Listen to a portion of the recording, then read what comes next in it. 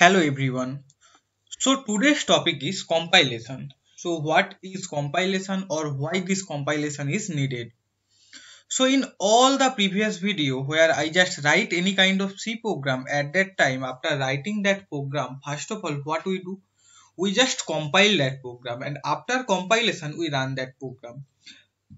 So why we compile a program, or what is the importance of this compilation? So let's start with that story. The first video I have told you that computer language are mainly three types: machine level language, assembly level language, and high level language. And this C is one of the example of high level language. So what are the disadvantages of this high level language? These are more time consuming. So why it is taking more time? Because our computer only can execute this machine level language, that means in binary digit 0 and 1, but we are writing our C program in English word. So to make the program understandable by the computer, first of all we have to convert our .c file, that means our this high level language English word program, into this machine level language. So that is the main purpose of a compiler. Compiler mainly convert our high level language to machine level language. So before going to the compilation steps, first of all I want to show you our C program file where we just save all our C program. So this is our C program file, and here I have just saved all our C program what we have did before. So every C program what we write that has three files. The first one is, you can see, this is a C file. The second one is one application file, and the third one is one O file, that means object file. So this first program was the first C program what I show you. So if we click this C file, now inside notepad the C program has opened. So we have write this program, this is the C file. That means this program is just saved with .c extension, and we have write this. So if we just show the properties, now you can see this is .c file. Now the next one is application file. What is application file? So you can see that is .exe file. .exe files means this file we can execute, or we can give this file to the user.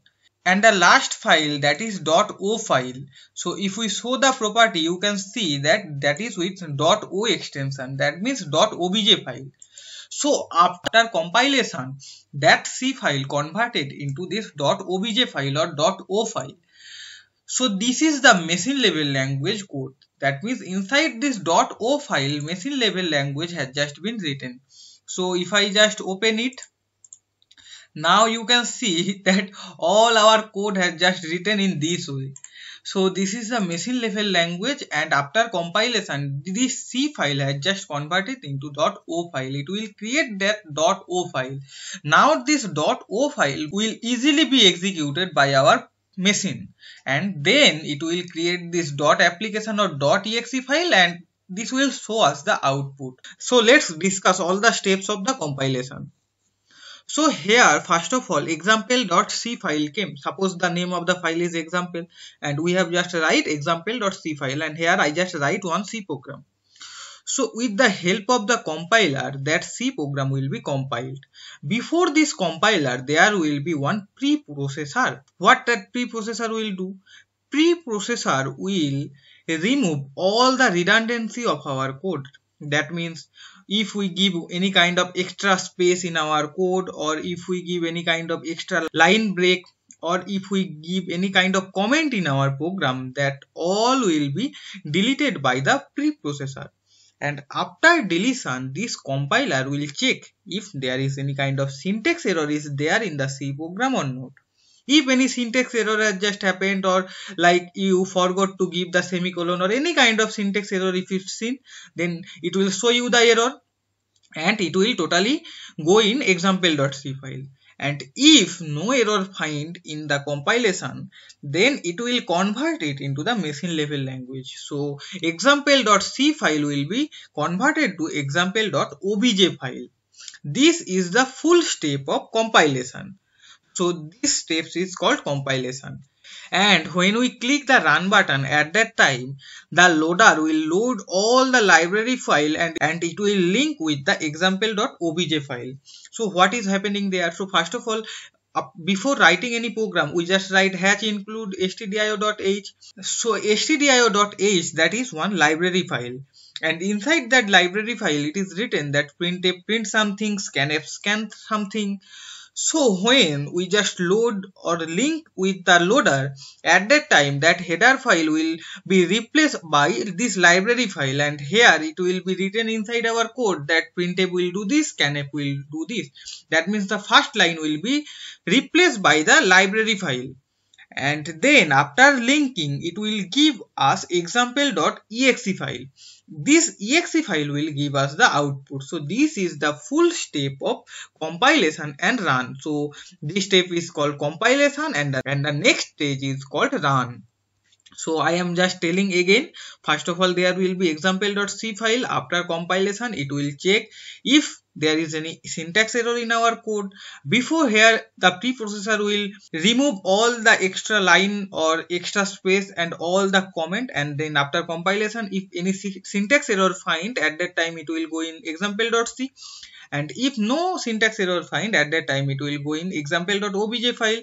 And then when we click the run button, at that time loader will load the library file with our code, and it will add it with the example.obj file, and then it will give us the example.exe file, and that will give us the output file. So in this way, compilation and run work together and give us the output. So I hope you can understand what is the steps of compilation.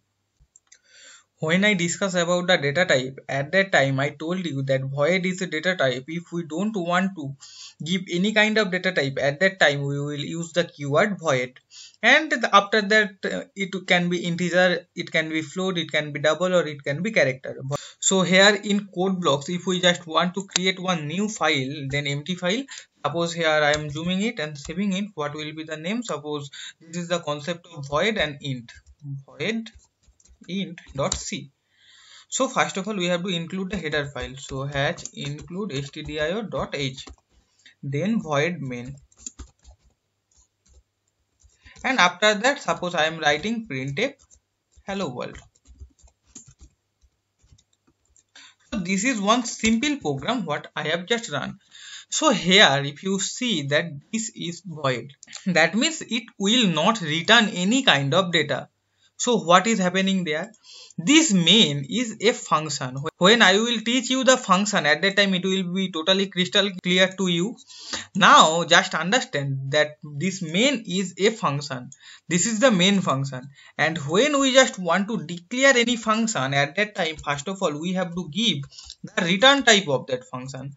After return type, we have to give the name of that function, and after name, inside bracket we have to write the signature of that function. So what is all this? I will just discuss everything.